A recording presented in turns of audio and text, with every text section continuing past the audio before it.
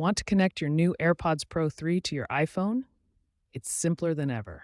First, ensure your iPhone is unlocked and running iOS 17 or later for the best experience. Open the AirPods case near your iPhone, and a Connect pop-up should appear automatically. Just tap Connect to pair instantly via Bluetooth 5.4. If the pop-up doesn't show up, go to Settings, Bluetooth, and select AirPods Pro 3 from the list. That's it. Your AirPods are now paired and ready to use.